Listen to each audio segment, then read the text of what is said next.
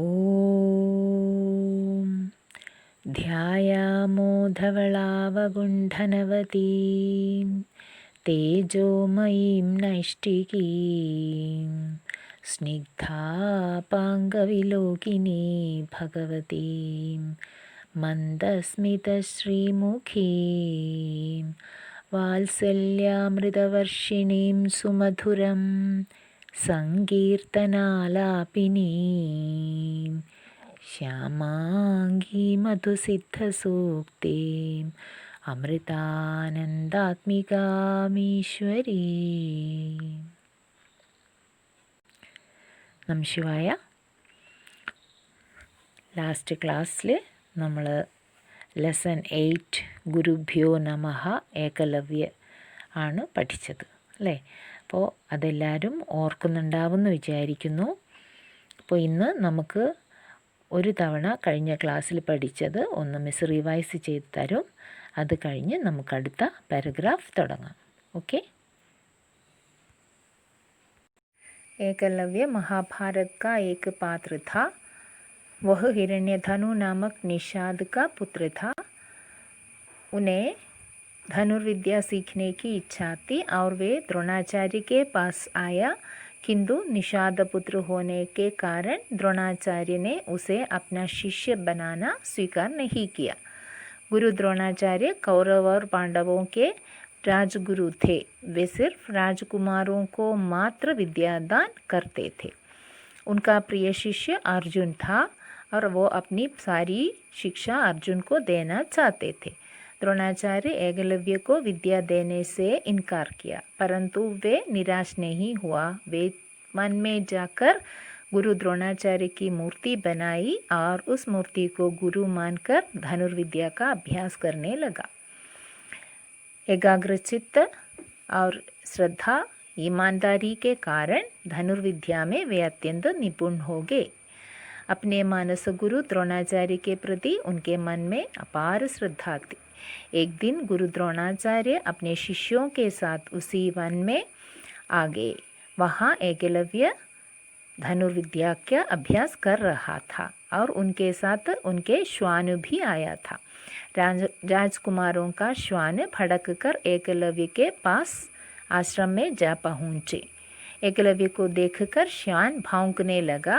भौंकने से एकलव्य की साधना में खलल पड़ गया, अतः उसने अपने बाणों से श्वान का मुंह बंद कर दिया.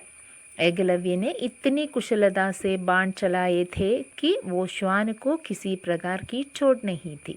श्वान के लौटने पर कौरव पांडव तथा स्वयं द्रोणाचार्य वो कौशल देखकर दंग रह गए और बाण चलाने वाले की खोज करते हुए वे एकलव्य के पास पहुँचे.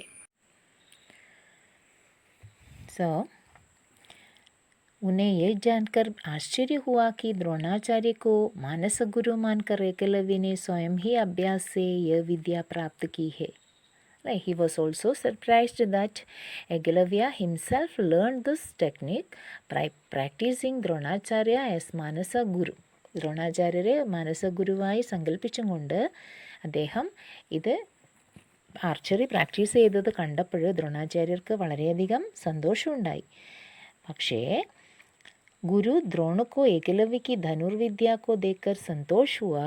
उसके साथ साथ अपने प्रिय शिष्य अर्जुन के बारे में सोचकर उन्हें क्या हुआ, वो अपनी सारी विद्या अर्जुन को देना चाहते थे. അദ്ദേഹം തൻ്റെ എല്ലാ അറിവും അർജുനന് കൊടുക്കാനാണ് ആഗ്രഹിച്ചത്. അർജുനന് മേലെ ആരും തന്നെ ഉണ്ടാവാൻ അദ്ദേഹം ആഗ്രഹിച്ചില്ല.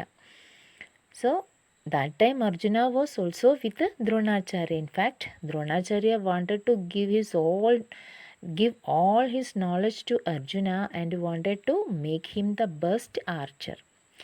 So he promised Arjuna that he would take him to the top. അദ്ദേഹം അർജുനന് വചൻ ദിയാ ഥാ അല്ലേ, പ്രോമിസ് ചെയ്തിട്ടുണ്ടായിരുന്നു.